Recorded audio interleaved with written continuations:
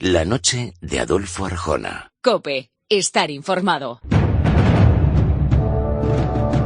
Estos tambores no presagian nada bueno. Entramos en la crónica negra. Abrimos el expediente del estrangulador de Boston. La noche de Adolfo Arjona. COPE. Estar informado. Tú y yo sabemos que a Andalucía vienen personas de los 5 continentes. Y que ni tú ni yo tenemos que subir a ningún avión para disfrutar lo que nadie en el mundo debería perderse. Descubre Andalucía. Quédate con tu mejor tú.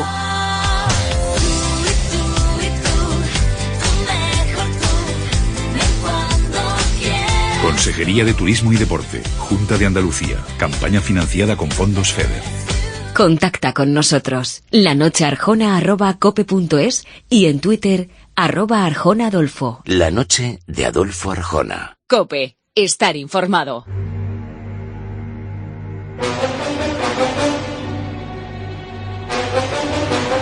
Era un auténtico depredador sexual. Se presentaba en las casas de sus víctimas, ya fueran jóvenes o ancianas, y con su mejor cara se hacía pasar por un técnico que pretendía hacer alguna reparación. En cuanto la mujer se daba la vuelta, un deseo irrefrenable se apoderaba de él, y en cuestión de un instante le pasaba el brazo por el cuello para dejarla sin oxígeno.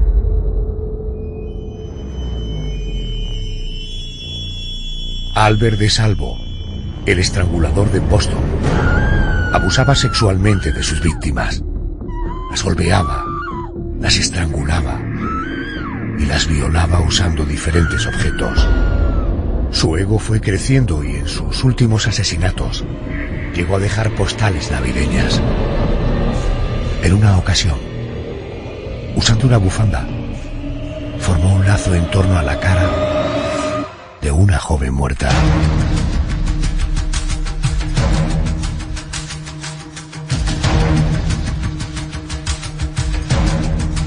Durante casi 2 años, las autoridades trataron sin éxito de dar con el asesino. No lograban cazar a un criminal que estaba aterrorizando a la población, provocando que nadie saliera a la calle, que los negocios puerta a puerta cayeran en picado y que las mujeres se atrincheraran en sus casas con algún arma blanca cerca.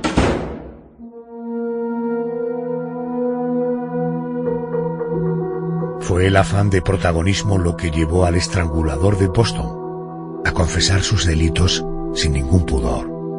Sus desajustes mentales le hicieron esquivar la pena de muerte, pero no evitó la cárcel.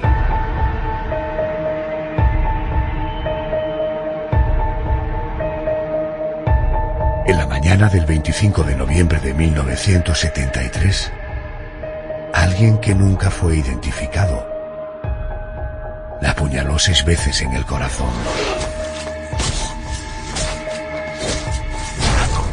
Nadie echará de menos a Albert de Salvo.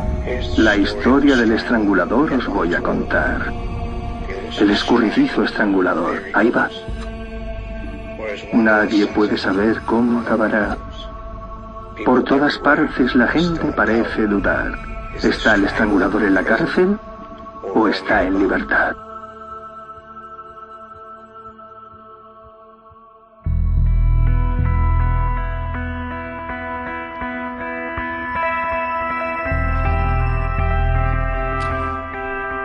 José Manuel Frías, buenas noches y bienvenido. Buenas noches, Adolfo. El protagonista de este expediente de la crónica negra, Albert de Salvo, vivía sus crímenes casi como un hobby, como un juego. Él mismo llegó a reconocer y decía, no era tan siniestro ni espantoso como parece. Me divertí muchísimo. Matar a una persona es una experiencia extraña. En esta ocasión podemos observar más que nunca a un hombre que siendo niño vivió aterrado por su padre porque su infancia fue extraordinariamente dramática, ¿verdad? Efectivamente, el padre no solamente fue motivo de terror para el pequeño de Salvo, sino que, como iremos viendo, además fue una mala influencia. Pero vamos a conocer, si te parece, la historia poco a poco. Albert nació el 3 de septiembre de 1931 en la ciudad de Boston, en el estado de Massachusetts, y en casa eran 6 hijos, fruto del matrimonio entre Charlotte, una ama de casa, y Frank, un albañil y fontanero al que parece que no le importaba nada a su familia y que pasaba la mayor parte del día bebiendo. Y esa fue la causa de que siempre vivieran en la miseria, teniendo que acudir de manera frecuente a comedores sociales. Pero lo peor no era eso. Frank maltrataba a su mujer y a sus hijos, y de hecho uno de los traumas que siempre acompañaron a Albert de Salvo fue el haber visto, solamente con 7 años, cómo su padre le rompió los dientes a su madre y después le partió los dedos de una mano uno a uno, doblándolos con fuerza hacia atrás. Bueno, pero el ensañamiento, por lo que he leído, no solamente era con su mujer, ¿no? Digo, del padre de nuestro protagonista. Sí, efectivamente, y no te falta razón porque Frank, el padre de Albert de Salvo, fue incluso capaz de venderlo como esclavo, junto a 2 de sus hermanas, a un granjero del estado de Maine. A cambio de unos cuantos dólares, aquellos niños trabajarían durante meses en la granja e incluso fueron víctimas de maltratos físicos e incluso de abusos sexuales. Pero cuando hablaba de que el padre era una mala influencia, me refería a que, además de todo lo que hemos contado, Frank enseñó a su hijo a robar. Le decía que era algo completamente normal. Ya con 5 o 6 años, Albert de Salvo acompañaba a su padre a tiendas en las que aprendía cómo robar sin ser descubierto. Y parece que aprendió de tal manera que pasó de pequeños hurtos a grandes robos o incluso allanamientos de morada. Y así fue como acabó pasando un tiempo en un reformatorio para menores de edad. Aquellas espantosas experiencias, entre otras la de ser testigo de cómo su padre violaba a su madre y a sus hermanas, llevaron a Albert de Salvo a huir de casa con frecuencia. Pasaba los días y las noches en los muelles de la ciudad, rodeado de mendigos y de rateros. Finalmente, Frank, el padre, abandonó a su mujer en 1937 y jamás regresó. Años más tarde, Charlotte, la madre, se casó con otro hombre. Por aquella época, José Manuel, hablo del año 1948, de Salvo se alistó en el ejército. Sí, efectivamente, fue el 16 de septiembre, lo destinaron a Alemania, donde estuvo 5 años, y su expediente fue bastante bueno, siempre destacó por ser muy servicial con sus superiores. Además, allí en el ejército descubrió una cualidad que desconocía hasta aquel momento, el boxeo. Y parece que era tan bueno boxeando que se convirtió en campeón de Europa de peso medio del ejército. Y fue durante su periplo como soldado en Frankfurt cuando conoció a la que sería después su esposa, una atractiva joven llamada Irgar. Ella le pidió que dejara el ejército y ambos se trasladaron a Estados Unidos en 1954, concretamente a Boston. Para entonces ya había dejado en Alemania una primera víctima, en este caso de sus abusos. Él había abusado sexualmente de una niña, pero finalmente por motivos que desconocemos no fue denunciado. Y en esa nueva vida de hombre casado, ¿imitó el comportamiento violento de su padre? No, al contrario, en casa siempre fue un buen marido que respetaba a su esposa, y con su hija Judy, que nació en 1955, además con una deformación de cadera, se portó como un padre cariñoso, un padre bastante atento. Lo único que detestaba Irgar, la esposa, eran los constantes deseos sexuales de Albert, y era frecuente que ella lo rechazara. Cuando ya nació su segundo hijo, Michael, Albert comenzó a tener problemas para encontrar trabajo, y ese fue el motivo de que volviera a robar para mantener a su familia. De hecho, fue arrestado en 2 ocasiones en el año 1958.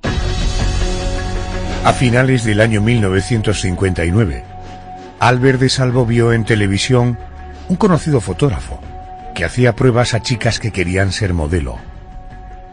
Albert, viendo que así era fácil acercarse a mujeres jóvenes, decidió probar suerte. Se convirtió en el supuesto representante de una agencia de modelos. Bien arreglado, recorría los entornos universitarios de Boston, estableciendo contacto con jóvenes estudiantes. Imagino cuáles eran sus intenciones, pero en todo caso es obligado preguntarte, ¿cuáles eran las intenciones? Hombre, en este caso no era tanto el atacarlas o el matarlas, sino simplemente el aprovechar su buen aspecto, como tú has comentado, su don de palabras para seducir a esas jóvenes y con la excusa de la agencia de modelos poder fotografiarlas y tomarles las medidas. Pero fue descubierto y fue detenido y encarcelado durante 11 meses por estafa y por conducta lujuriosa. Luego quedó en libertad en 1962. ¿Cuándo asesinó por primera vez? Ocurrió el 14 de junio de aquel año 1962 en el número 77 de la calle Gainsborough, en la zona de Wreck Bay, en el mismo Boston. Eran las 7 de la tarde cuando Juris Slesser fue hasta allí para visitar a su madre, una anciana llamada Ana, pero tras llamar a la puerta del apartamento 3F, nadie contestó. Aún así, pensando que quizá su madre estaba escuchando música o estaba durmiendo, decidió esperar un poco. Pero a las 8 menos cuarto comenzó a preocuparse por si su madre estaba enferma o por si le había ocurrido algo, así que terminó echando la puerta abajo a patadas. Lo primero que notó es que la casa estaba desordenada, que había muchos cajones abiertos, y la madre, Ana, estaba en la cocina, estaba muerta, tirada en el suelo, completamente desnuda y con las piernas extrañamente separadas. Y en el cuello tenía un cinturón de una bata que había sido atado. Esta chica, Juris, aterrada, llamó inmediatamente a la policía. Enseguida llegaron el agente especial James Mell y el sargento Don Driscoll, ambos de la sección de homicidios. ¿Qué pudieron sacar en claro estos agentes?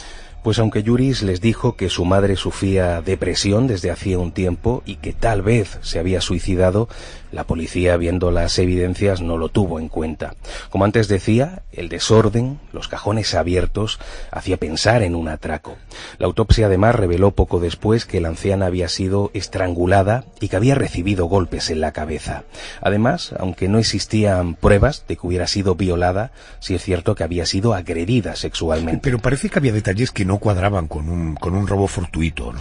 Sí, la película que se hicieron los agentes al principio era la de que el ladrón se había colado en la casa para robar, pero que al ver a la anciana, pues sintió un irresistible deseo sexual que la empujó a agredirla. Después, pues la habría matado para que no lo identificara ante la policía.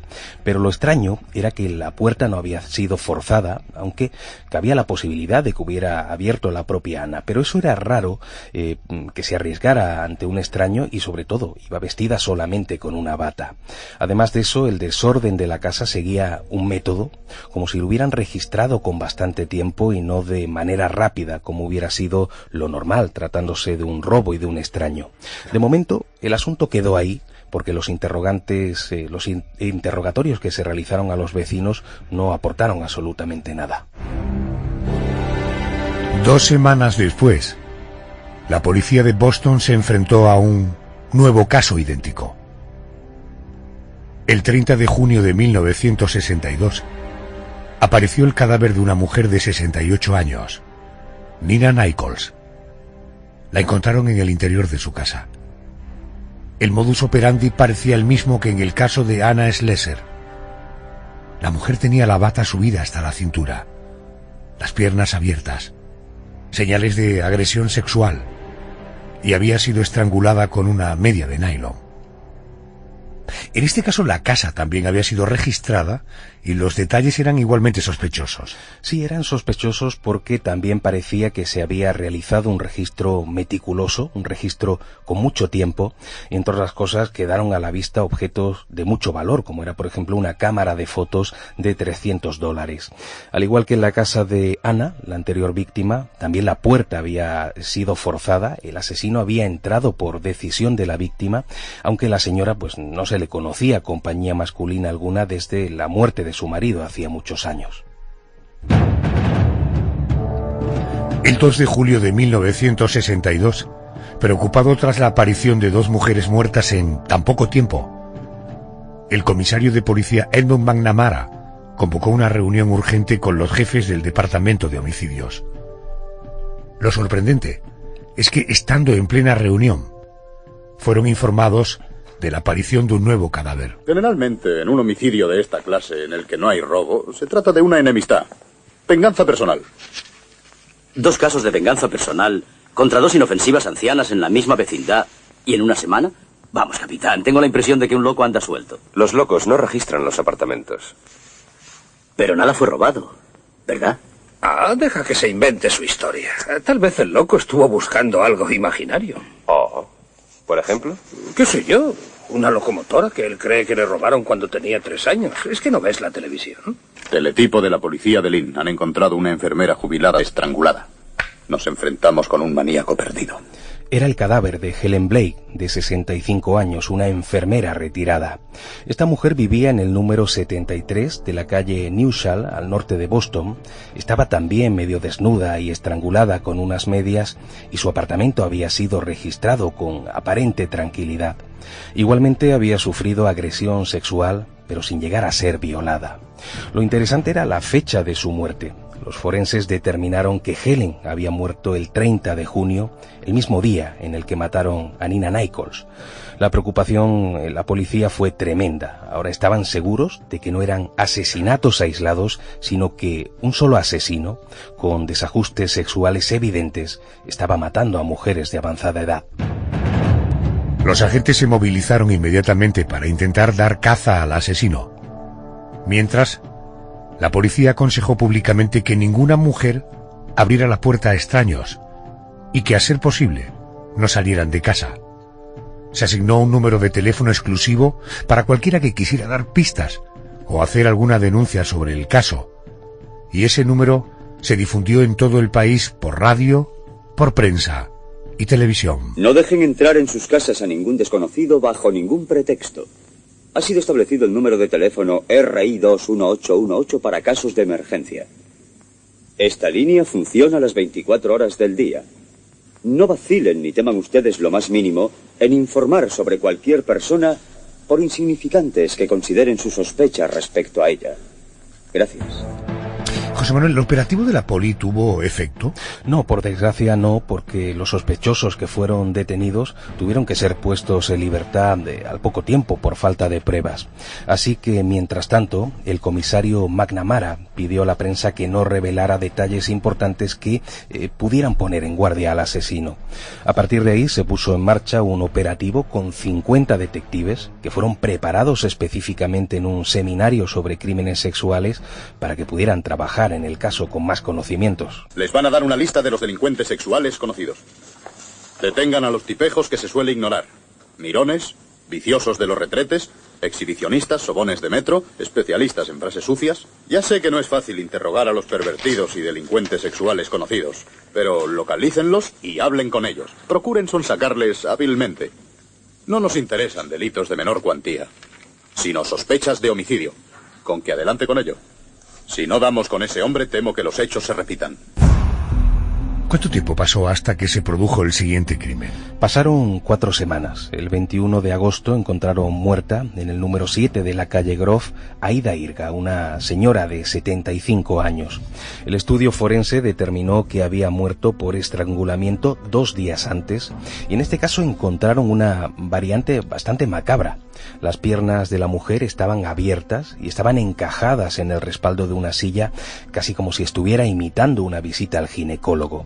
El cuerpo, además, estaba en una posición que hacía que lo primero que se viera si alguien entraba era precisamente ese cadáver.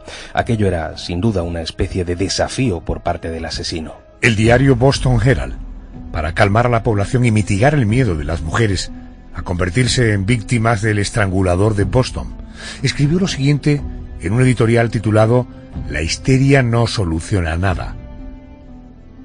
Decía: si podemos decir con justicia que la policía está buscando una aguja en un pajar, podemos afirmar con la misma validez que las posibilidades de que una persona determinada se convierta en una víctima del asesino son casi nulas. ¿Cuál fue el siguiente paso del asesino, de Albert de Salvo? En realidad, como ya había ocurrido anteriormente, el siguiente asesinato lo cometió el mismo día de la muerte de Ida Irga, pero el cuerpo de Jane Sullivan, una enfermera de 67 años, no fue descubierto hasta el 26 de agosto, concretamente en el número 435 de Columbia Road. Como era de esperar, había sido estrangulada. Supongo que la policía estaría entre desconcertada y desesperada, ¿no? Claro, lo estaba, porque veía que todos los indicios intentos por atrapar al asesino pues quedaban en nada. Aún así, duplicaron el número de agentes y el número de patrullas callejeras. Y por su parte, el doctor Richard Ford, jefe del Departamento de Medicina Legal de la Universidad de Harvard, intentó reconstruir, junto a varios especialistas, un perfil del asesino. El 5 de diciembre de 1962 fue encontrado el cuerpo de Sophie Clark, también desnudo, también estrangulado, también con su casa registrada. Pero Sophie no era una mujer mayor, ni una mujer solitaria.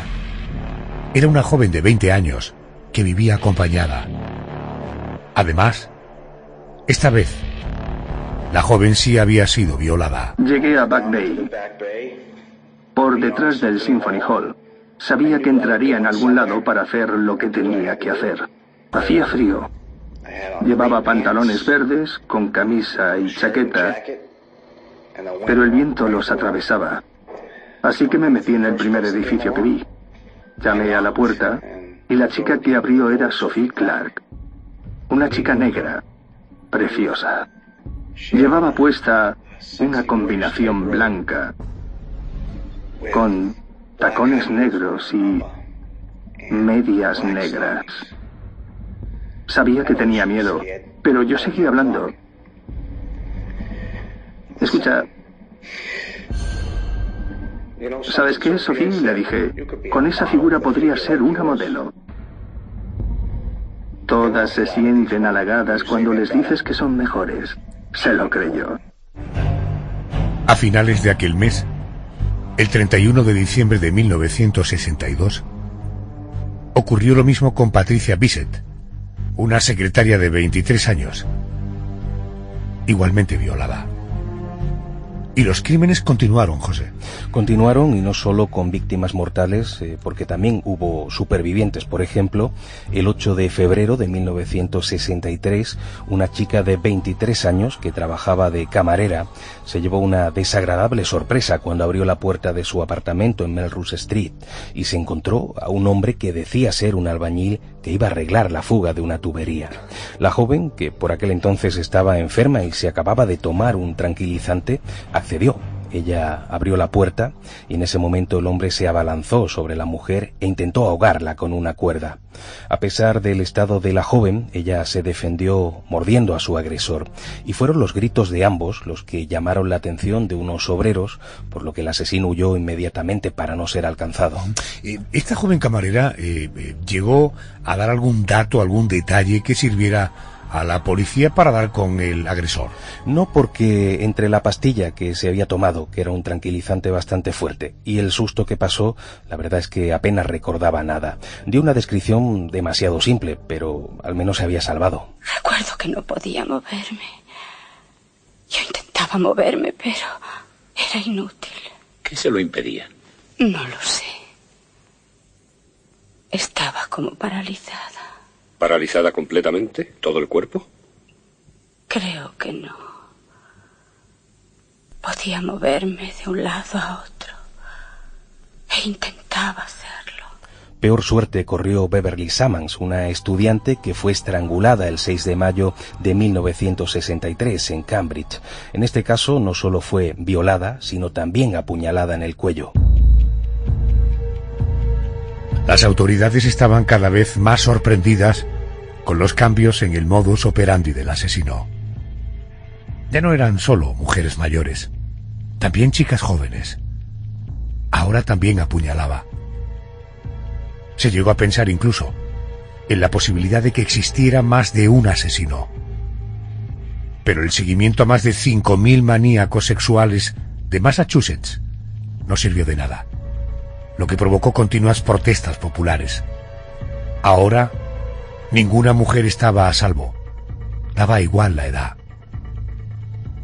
De hecho, siguieron produciéndose muertes. Sí, como por ejemplo la de Evelyn Corbin, de 58 años, que apareció estrangulada el 8 de septiembre de 1963 y algo después, el 23 de noviembre de ese mismo año, también encontraron a otra mujer muerta. 23 de noviembre esto es el día siguiente del asesinato del presidente Kennedy, era el día de luto nacional en Estados Unidos. Efectivamente, una fecha muy señalada. Y pronto se produciría, por suerte, el que sería el último caso. La víctima fue una chica de 19 años llamada Mary Sullivan.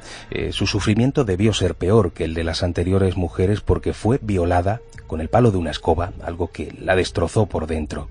Y por supuesto también fue estrangulada con unas medias. Pero fíjate, el asesino, a modo de provocación, le había anudado en torno a la cabeza una bufanda de colores, haciendo un lazo bajo la barbilla. Pero hay más. Entre los dedos de un pie había una tarjeta en la que ponía «Feliz Navidad». 19 años. La prensa espera. ¿Qué les decimos? Creo que hay que informar exactamente de cómo ha sido. Eso tal vez las horrorice y ya no abran. No quiero que la prensa publique lo de la escoba. Es un detalle que solo debemos conocer nosotros y el estrangulador. Este nuevo asesinato generó más revuelo aún en la opinión pública, tanto por la edad de la víctima, la más joven de todas, como por los espantosos detalles del crimen. A pie de calle, surgieron alias que describían al asesino: el estrangulador loco, el fantasma estrangulador, el asesino del atardecer y, por supuesto, el estrangulador de Boston. Los servicios a domicilio y las ventas puerta a puerta disminuyeron de manera drástica. Nadie abría su casa a nadie. La ciudad se estaba paralizando por el temor a que cualquiera pudiera ser la próxima víctima. ¿Muy asustada por su parte? Un poco sí, lo confieso. ¿Qué hace por las noches? Tomo toda clase de precauciones. Yo ahora, a partir de las 9, estoy encerrada en casa. Yo creo que debemos protegernos todo lo que podamos y cerrar bien nuestras puertas. Todas. Yo procuro estar en casa temprano y echo el cerrojo y la cadena de la puerta. ¿Y qué sucede si alguien llama al timbre? No contesto. ¿Sabe que en las tiendas de cerrajería se están agotando las existencias? Hacemos lo que nos han aconsejado para nuestra seguridad. A los asesinatos hay que sumar la psicosis colectiva. La situación realmente era complicada. Una situación muy complicada. Muchos ciudadanos instalaron alarmas, cerraduras nuevas y además dormían con armas cerca de la cama. Incluso hubo quien dio clases de defensa personal. Y ya no solo eran las casas, las mujeres tenían miedo de salir a la calle y lo hacían normalmente en grupos, con un spray de pimienta en el bolso o incluso acompañadas de algún perro. Una señora, por ejemplo, esto es terrible, llamó a la policía para decir que su vecino actuaba de manera sospechosa. Pues bien, al poco de colgar, asustada, se tiró por el balcón. Al final resultó que el vecino no era el asesino. Esta noche, en este expediente, nos hemos enfrentado al perfil de un asesino en serie, con un evidente trasfondo sexual. Aunque a veces no violaba a sus víctimas, en todos los casos existieron agresiones sexuales. En este punto vamos a adentrarnos en el terreno de la psicología para tratar de comprender qué ocurre en la mente de un violador y en el de sus víctimas. Tenemos el privilegio de que nos acompañe a esta hora el doctor Felipe Hurtado, psicólogo clínico y sexólogo del Servicio Valenciano de Salud. Felipe, buenas noches y bienvenido a COPE. Hola, buenas noches. Buenas noches. Vamos a empezar, si le parece, por la figura del agresor. Sí. En otros programas hemos tratado de entender, con la ayuda de psicólogos, por qué una persona llega a matar. Hoy queremos saber por qué un criminal decide abusar sexualmente de sus víctimas. ¿Esta tendencia tiene alguna relación, pues no sé, con la infancia del agresor, por ejemplo? Pues en muchos casos sí que es cierto que son personas que cuando esto lo hacen ya de adultos, que cuando son detectados o pillados, sí que detrás de ellos aparece en muchos casos el que durante la infancia han tenido bien o un maltrato directo o lo han observado. Es decir, a veces no ha sido que han sido maltratados, sino simplemente es que a veces han observado ese maltrato o bien hacia su madre o bien hacia otros hermanos o hermanas que habían en su entorno. Entonces sí que hay un alto porcentaje que sí que ha sufrido abusos o ha sido observador de abusos o de malos tratos. Doctor, más allá de un posible trauma o de un trastorno mental, hay agresores cuya única motivación es un deseo desenfrenado por el sexo. ¿Puede llegar a sentirse un deseo tan alocado que finalmente haya personajes que violen, o eso siempre está asociado a un trastorno mental?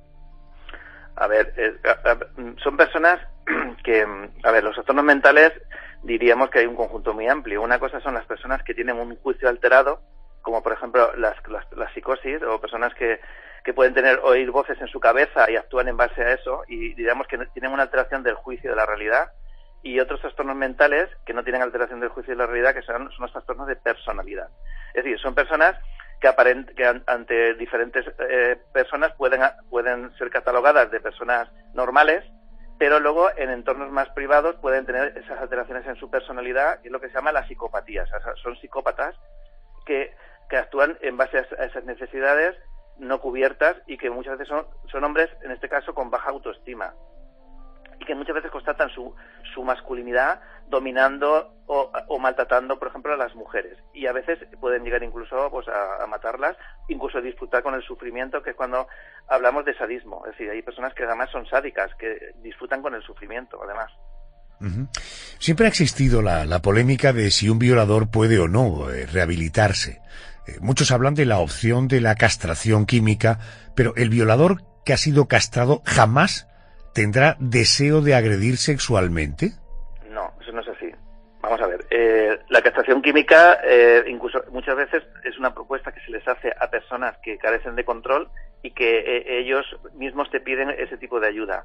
Pero realmente diríamos que sí que bajaría su impulso sexual a nivel de deseo, pero lo que sería la atracción hacia hacerlo, eso no cambia. Lo que pasa es que tiene menos necesidades sexuales porque tiene, por la castración química, la testosterona, que es la hormona sexual, se les baja a un nivel muy bajo. Y entonces sí que tienen menos deseos sexuales, pero su interés sigue siendo el mismo. Entonces es para tener mayor control sobre lo que es su impulso sexual. Pero realmente el interés, por lo que le atrae, sigue siendo igual. Entonces, para que sea una castración química, formaría parte de un tratamiento. Es decir, la castración química es como una ayuda al tratamiento psicológico que habría que hacerle para que controle ese impulso que dejamos que hace daño a otras personas. Entiendo. Vamos, si le parece, a ponernos en el lugar de la víctima. Pasar por una experiencia de una violación, de una agresión sexual, supongo que marca de por vida. Es decir, ¿hay un antes y un después en la vida de una persona después de una agresión o una violación?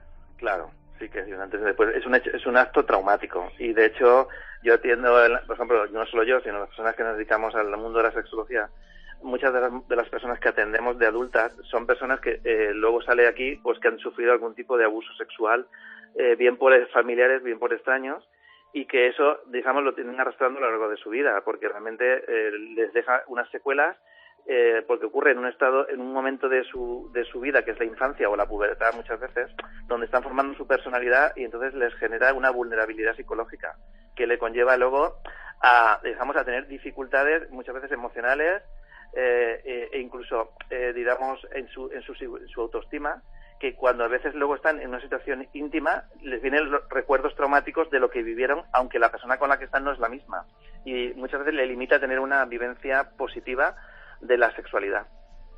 Pero quiero decir, no sé si estadísticamente, pero se sale adelante, se puede salir adelante, ¿no? Sí, claro que se puede. De hecho con terapia y con psicoterapia se les ayuda a que superen esos traumas. Claro, sí, salir se puede.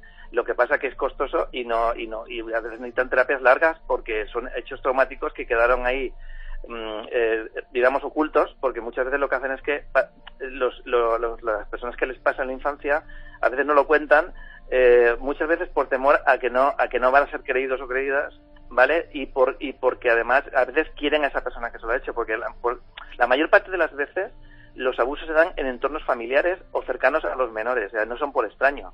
Entonces son personas que por un lado quieren a la persona que se lo hace, y por otro lado se siente mal por lo que está pasando, y entonces no quiere hacer daño a la familia, con lo cual el daño es mucho mayor, por eso, justamente, que cuando lo hace un extraño, que, pues, como se sabe, siempre avisamos a los hijos frente a los extraños, pero realmente es más frecuente por familiares y cercanos, que es con quien realmente tiene el poder de estar con los menores. ¿Vale? Doctor, una recomendación para aquellos que pudieran estar en el entorno de una persona que haya sido violada. ¿Cómo debemos comportarnos? ¿Es una cuestión fundamentalmente de darle amor y de darle apoyo?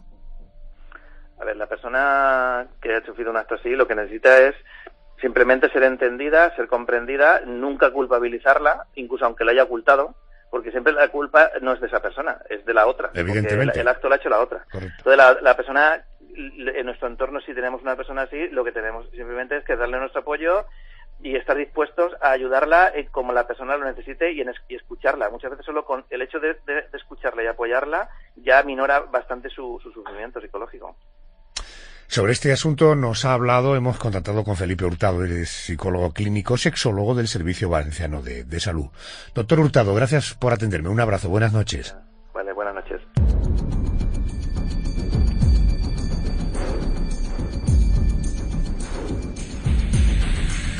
A principios de noviembre de 1964, Albert de Salvo fue detenido por abusar sexualmente de varias mujeres de Massachusetts y de Connecticut. Nadie sospechaba que aquel hombre era el estrangulador de Boston. Pero todo cambió de manera radical cuando Albert le dijo a su compañero de celda: ¿qué ocurriría si un tipo fuera encarcelado por robar un banco, si en realidad hubiera robado 13? ¿Qué pasó a partir de ese momento? Pues ocurrió que Albert, no sabemos si por imprudencia o por afán de protagonismo, empezó a dar demasiados detalles, hasta el punto de que su compañero de celda creyó estar ante el asesino al que todos buscaban, y obviamente se sintió seducido por aquellos $10.000 de recompensa que se prometía al que diera una pista sobre él. Así que lo habló con su abogado, con Lee Bailey, y el propio letrado se reunió con De Salvo. En aquella entrevista grabada, Albert De Salvo confesó sus crímenes, tanto los 11 ya conocidos, como otros 2 de los que la policía no tenía constancia de que estuvieran relacionados con él. ¿Tenía las manos atadas y entonces la estrangulaste? Después de eyacular, has dicho que la penetraste. Seguro que la estrangulaste cuando tenía eso sobre la cabeza, ¿verdad? Tenía las manos cruzadas y me subía encima de ella. ¿Después del acto sexual? Eso es lo que me despista. ¿Practicaste el sexo con ella? Sí. En su confesión oficial, Albert De Salvo dijo: salía a buscar víctimas los sábados, diciéndole a mi esposa que tenía que ir a trabajar. Sentía en mi interior la urgencia de matar. No podía controlarme.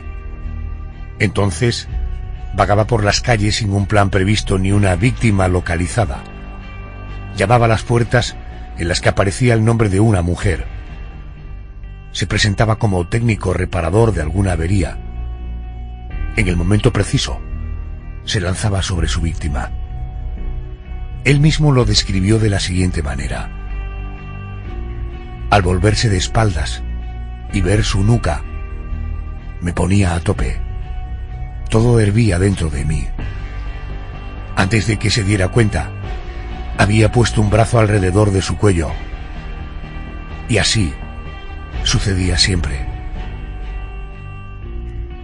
Además, esta confesión dio más detalles. Sí, contó cosas como que a veces, al ir a atacar a una víctima, sentía un enorme remordimiento y se marchaba rápidamente de esa vivienda.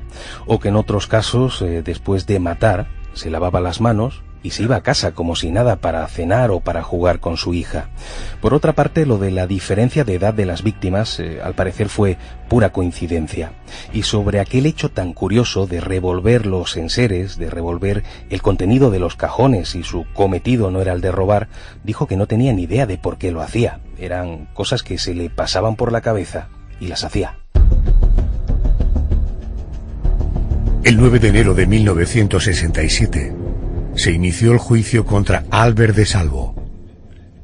El estrangulador de Boston fue sentenciado a cadena perpetua y obligado a recibir atención psiquiátrica. Pocos días después, en un alarde de habilidad, se fugó de la cárcel, pero se entregó de forma voluntaria 38 horas después. Albert, ¿le importaría sentarse? Que se calme todo el mundo. Sí, que se siente todo el mundo.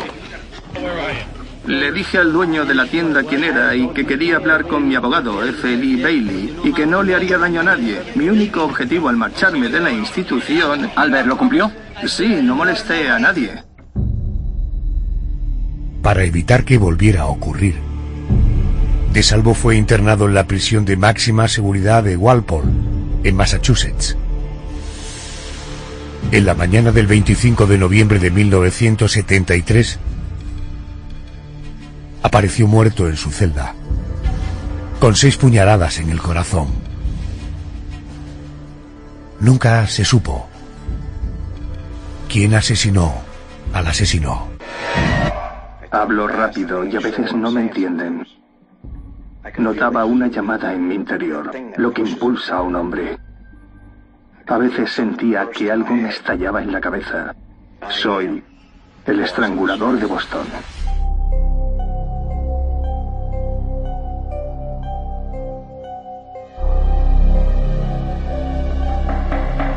José Manuel Frías, gracias y hasta la semana que viene. Gracias, buenas noches.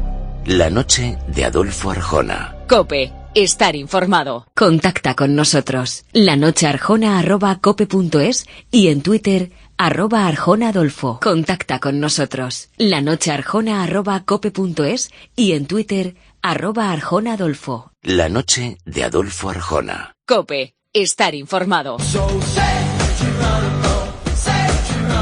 Jerónimo José Martín, muy buenas noches. Muy buenas noches, ¿cómo estás? Mañana tenemos la gran fiesta del cine internacional, ya tuvimos la nacional con los Goya, tenemos los Oscar, y te he pedido por favor que hagas el ejercicio de contarme cuál sería tu quiniela.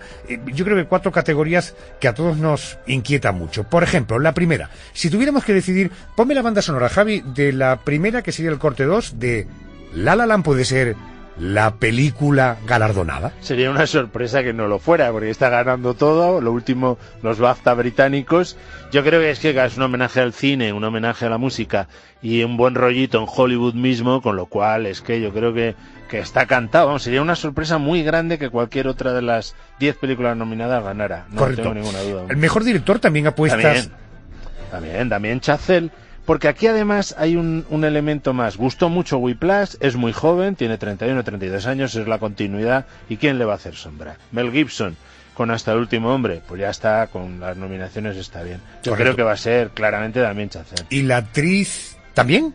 La actriz Emma Stone, yo creo que sí, porque la única que le podía haber hecho sombra, que es Natalie Portman, por Jackie, no la ha ganado en los BAFTA, que era donde podría ganarla, con lo cual yo apuesto también por Emma Stone. A mí me cae genial, además, Emma Stone, ¿no? A ver, para poder cambiar de banda sonora y pedirte el Oscar, tu apuesta para el hombre, el actor, sería la banda sonora Manchester frente al mar. ¿Crees que este actor puede ser el actor que se lo lleve, Casey Affleck? Sí, yo creo que sí, porque la ha ganado ya en varias ocasiones a Ryan Gosling. A mí me gusta más Ryan Gosling o Andrew Garfield, por Hasta el último hombre, porque ya me está cansando un poquito la cara de Casey Affleck así de cordero llevado al matadero, ¿sabes? Así con los ojos caídos.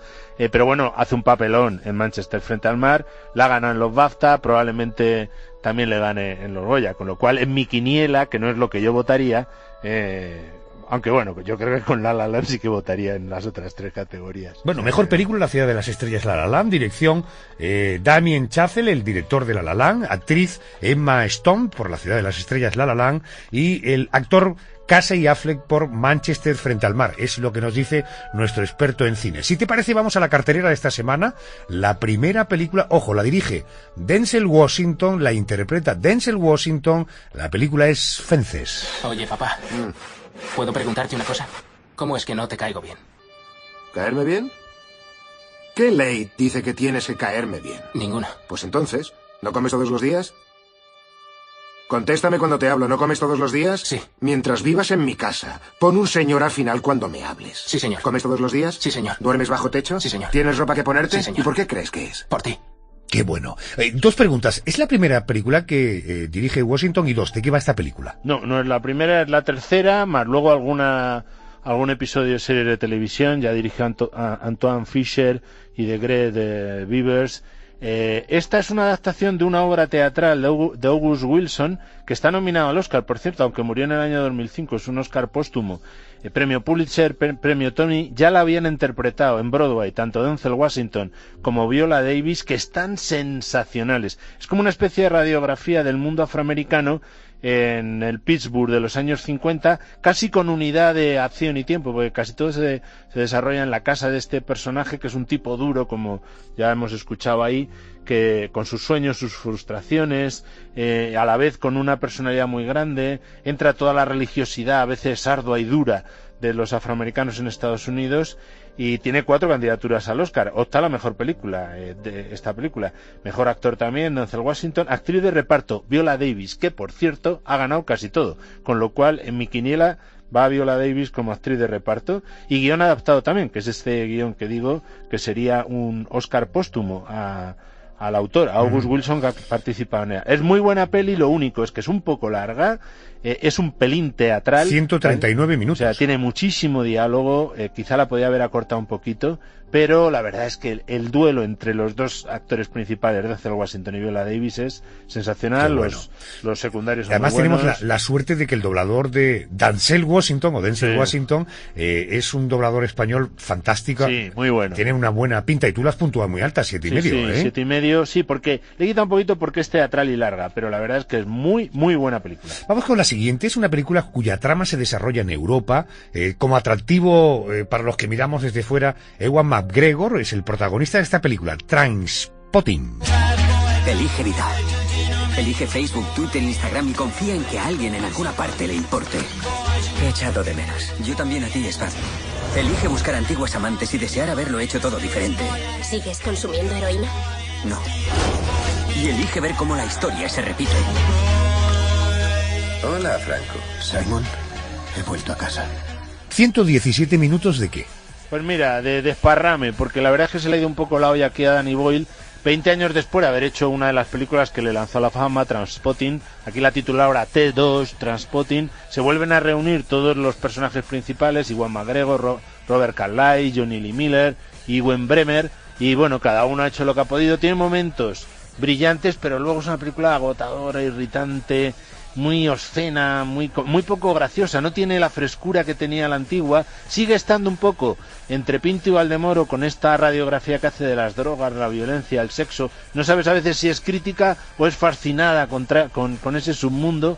Es un poco jijiji jajaja, y la verdad es que no llega al nivel de otras películas de Danny Boyle como Slumdog Millionaire. Es un director que me gusta mucho y aquí me ha dejado un poco. Fíjate que algunos críticos, yo creo que con mucha razón, hablan de esta película como refrito sobrecargado, como un día de resaca que no acaba nunca. En fin, es un poco caótica y es un poco agotadora, la verdad. Otro estreno del fin de semana es una comedia, pero comedia. Yo además, dentro del ese nuevo cine español que a mí cada día me gusta más. Lo que no sé es qué opina el crítico de esta película. El título es Por tu bien. Empezamos por Perro Flauta. ¿Y cómo os conocisteis? En un juicio. También eres abogado. Juez del Tribunal Supremo, ¿verdad? Iba de acusado. El siguiente tiene que ser en Mini. ¡Como me entere que vuelves a verla! ¡Te meto el perro por el culo! ¡Cretino! He estado investigando. Es argentino y fotógrafo artístico.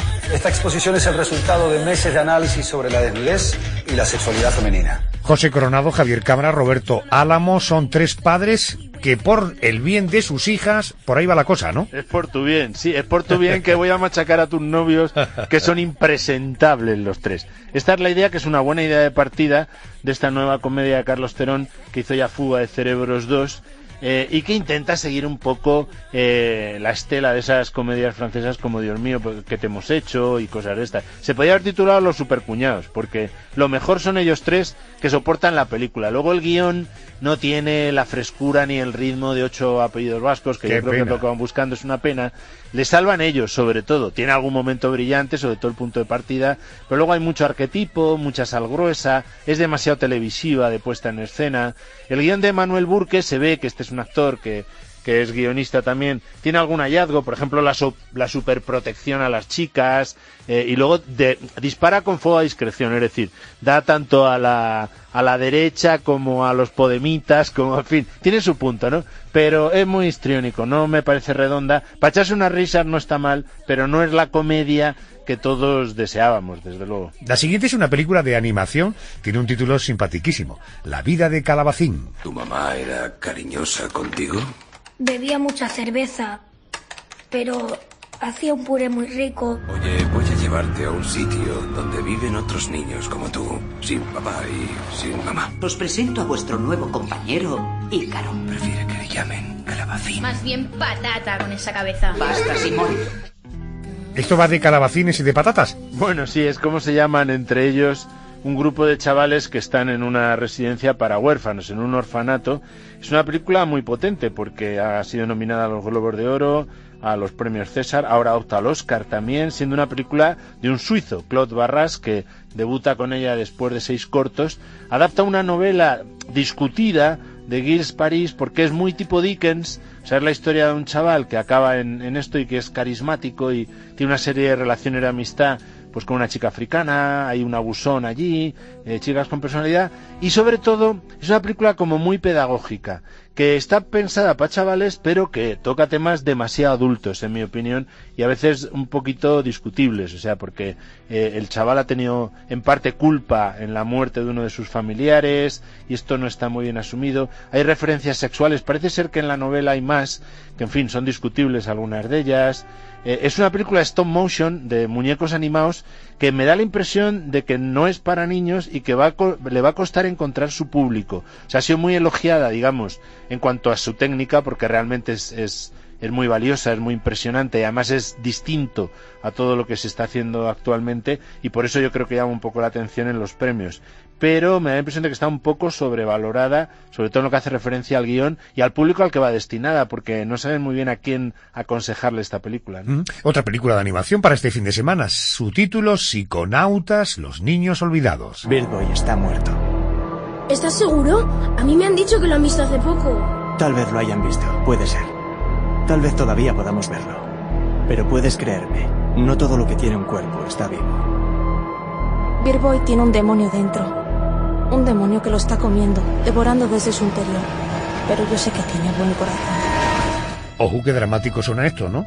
Sí, es el Oscar de este año al mejor largometraje de animación, lo cual yo creo que es una injusticia, sobre todo en un sentido, porque... ¿Pero cómo que es el Oscar? Ya se sabe que es el Goya de este año, a la película de animación. Ya. Lo ganó por delante de Ozzy, que es una película más convencional, pero por lo menos se entiende de qué va. Esta peli ha sido muy valorada, pues se basa en una novela gráfica de Alberto Vázquez y es totalmente para adultos. O sea, es una película sobre un mundo decadente en el que no te aclaras, con una serie de personajes singulares. Se basa en un corto de animación, Birdboy, que ya ganó el Goya al mejor corto.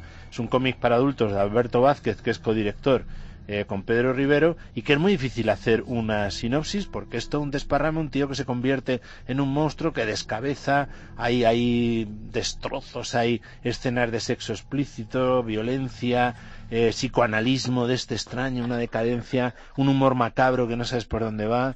Entonces, desde el punto de vista visual es valioso, sí, tiene algún elemento, sobre todo de referencia a grandes maestros japoneses como Hayao Miyazaki, tiene algún punto ahí de conexión.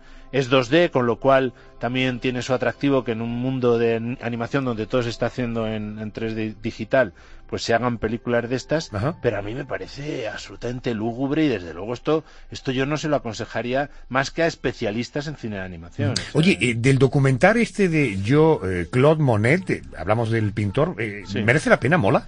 Pues mira, no lo hemos visto porque no lo han enseñado. Tienen intención de enseñarlo a contracorriente, porque es una iniciativa que ya sabes que la exhibición está mal. Entonces, están empezando a distribuir también documentales de calidad y han prometido enseñar los siguientes. Lo he puesto para que la gente lo conozca porque cada vez hay más espectadores de documentales y tiene muy buena pinta por lo que he visto del tráiler, con muy buena música.